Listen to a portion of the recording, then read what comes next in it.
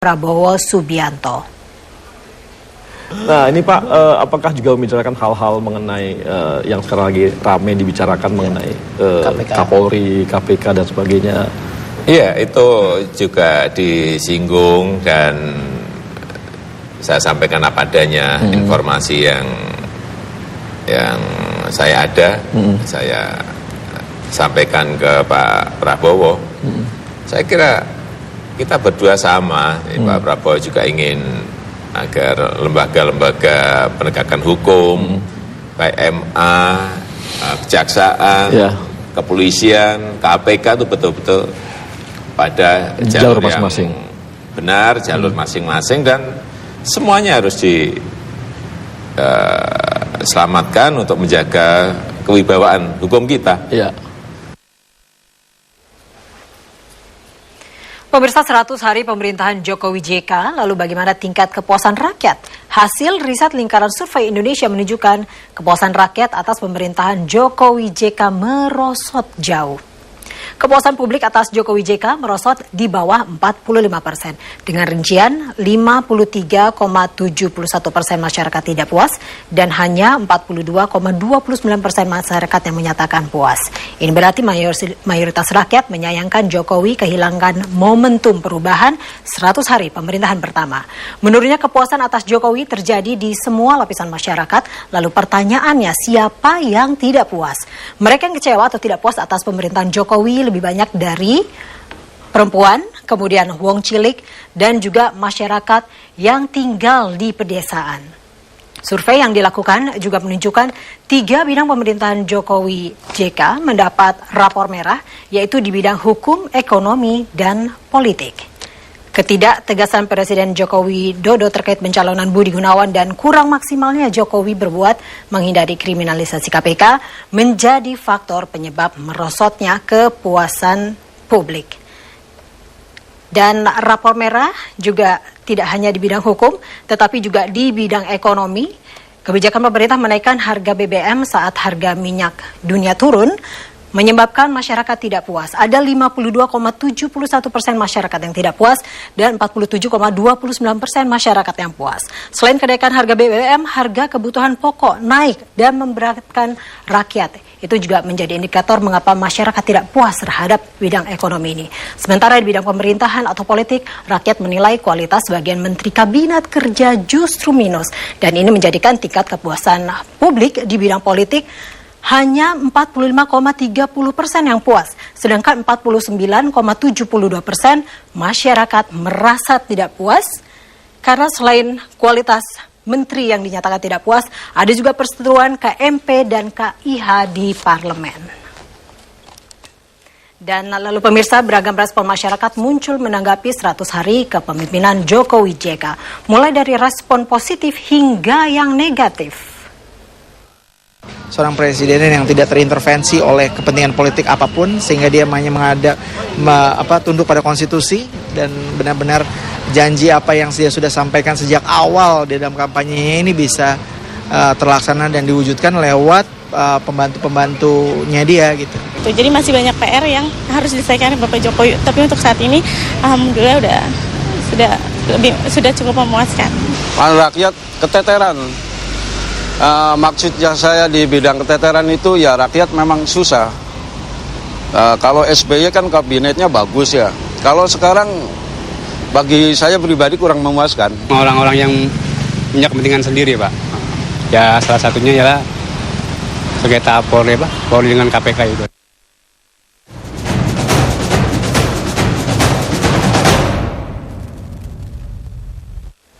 Pemirsa, pasar bebas jika sesuai kesepakatan negara-negara di wilayah ASEAN mulai berlaku tahun 2015. Konsekuensinya daya saing produk Indonesia akan semakin mendapat tantangan berat. Saat ini saja beragam produk negara lain sudah mulai beredar 10 tahun terakhir, bahkan impor beberapa jenis bahan makanan pokok menjadi kebijakan pemerintah.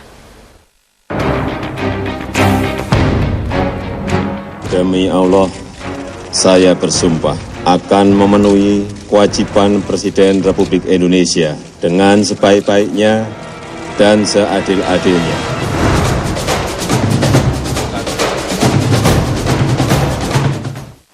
Janji Joko Widodo sebelum terpilih menjadi presiden terasa sejuk didengar. Pemberdayaan rakyat dan menciptakan pasar untuk kepentingan kalangan bawah.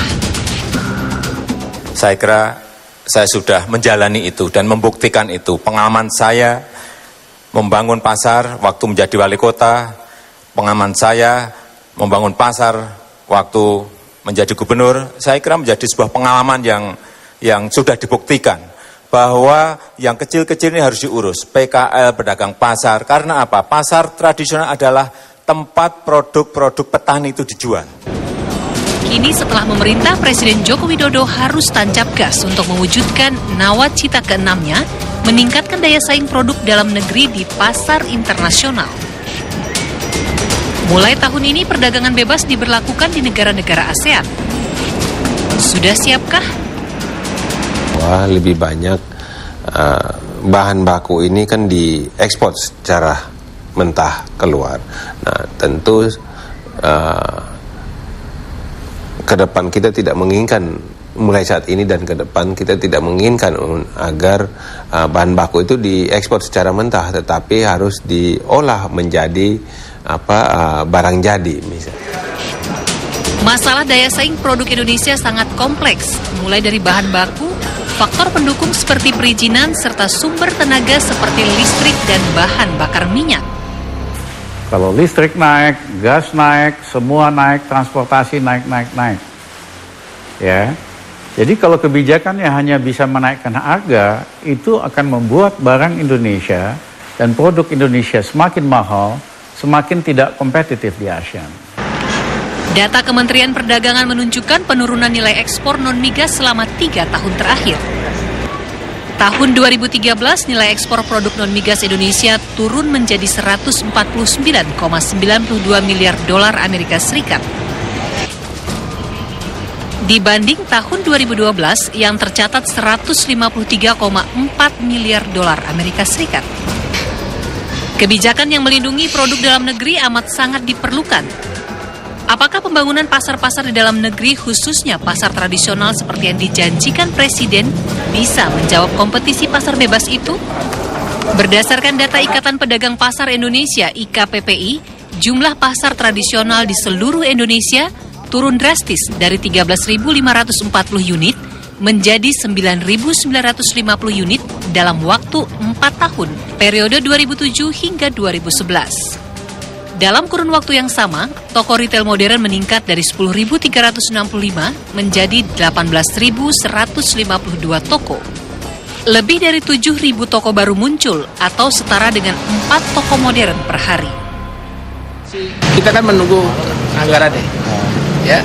Tapi program kita sudah siapkan ya, dan sudah minta kepada semua kepala dinas untuk betul-betul melihat lokasi untuk pembangunan pasar. Presiden Joko Widodo dan Wapres Yusuf Kala harus lebih kreatif mengelola negara, bukan sekedar menghapus subsidi yang menyebabkan pembengkakan biaya di semua sektor.